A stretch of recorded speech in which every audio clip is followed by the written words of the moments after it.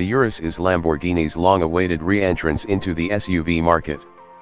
It's also the perfect representation of its 55-year journey from seller of mad things with an allergy to ergonomics, to an ultra-modern supercar manufacturer with the quality, reliability, and business sense of Audi. Few would argue the latter is a bad thing when it spawns a family of supercars that you can actually see out of and start on the button every time, but the big fat question here is a spacious, high-riding, 5-seater family SUV pushing the Germanic sensibleness too far? Let's start with the way it looks. No doubt you made your mind up within seconds of seeing it, but hopefully we can agree on one thing: of the Porsche Cayenne, Bentley Bentayga, and Audi Q7 bunch with which it shares its steel and aluminium MLB platform, it's not pug ugly like the Bentley, and has more presence than the other two put together.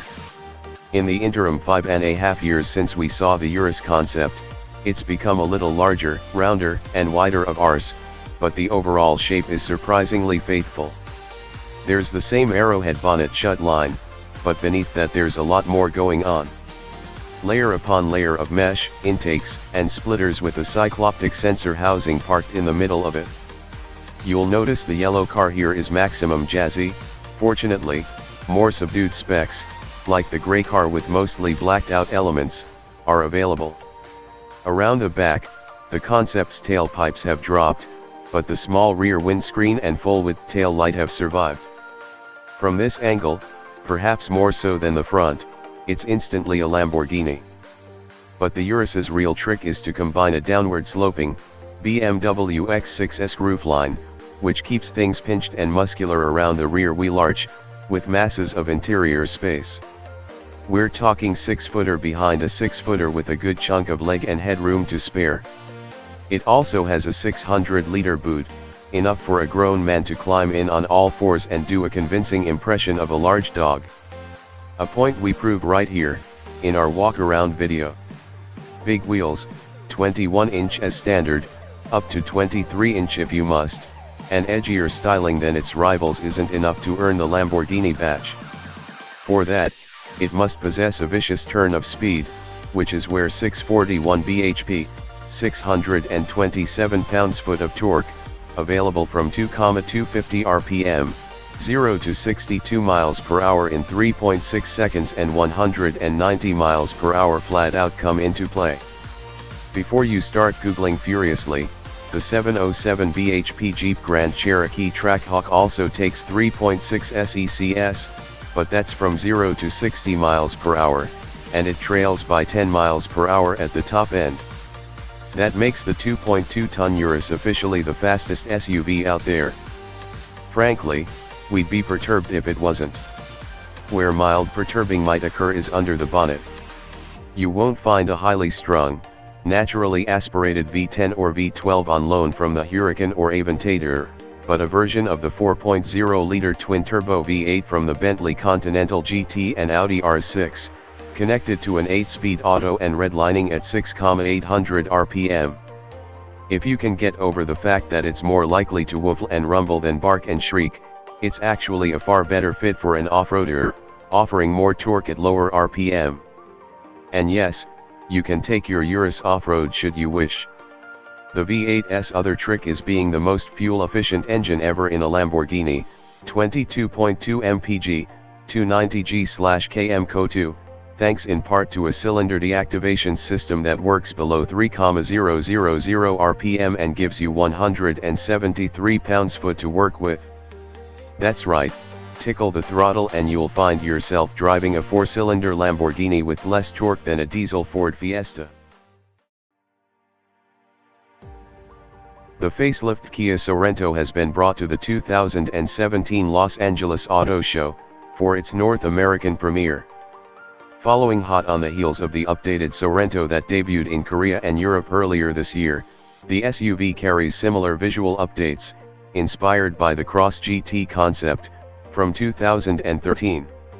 Taking your family on vacation will be easier with the 2019 Kia Sorento, which now gets standard 3-row seating, with space for up to 7 passengers, on all trims. The standard 40/20/42nd and 50/50th third row folding seats are joined by heated and ventilated front seats, with electric adjustment, and heated rear seats, in upper models. Inside, users will also find other enhancements, such as the revised steering wheel and shifter knob, tweaked instrument cluster with improved graphics, and some changes made to the air vents and center console design. Upgraded AVN 5.0 infotainment, wireless smartphone charging, Apple CarPlay and Android Auto, premium sound system, and others, come with higher grades.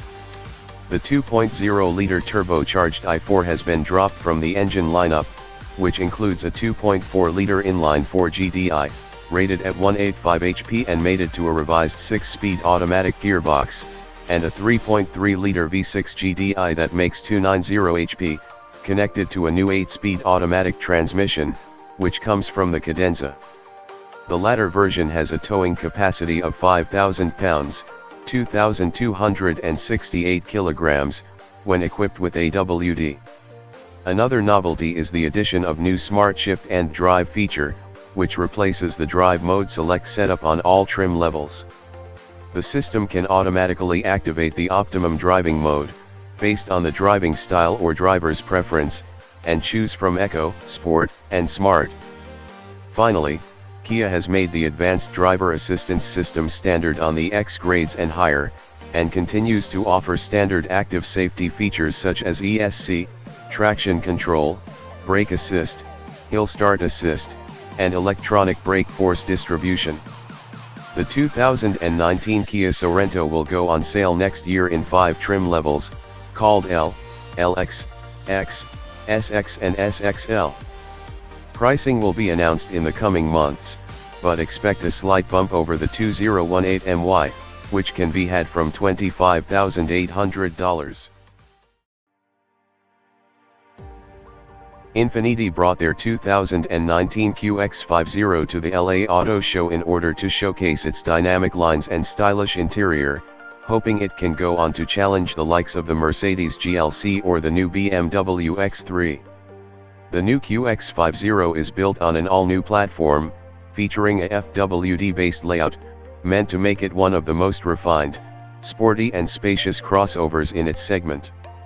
The 2019 QX50 is the most important vehicle we have ever launched, and it embodies everything the brand stands for: beautiful design, advanced technology, and empowering performance, said Infiniti's global VP, Christian Meny. Carrying such a heavy torch requires a strong power unit, which is why the Japanese automaker fitted the all-new QX50 with the world's first production-ready variable compression ratio engine, combining the power of a 2.0-liter turbocharged petrol unit with the torque and fuel efficiency of a 4-cylinder diesel, at least that's how Infiniti sees it. While no straight-line performance figures have been released, we do know the engine puts down 268 HP, 272 PS, and 280 lb-ft, 380 Nm, of torque, with the help of an Stronach CVT. As standard, buyers can purchase the QX50 with front-wheel drive, as the AWD system costs extra.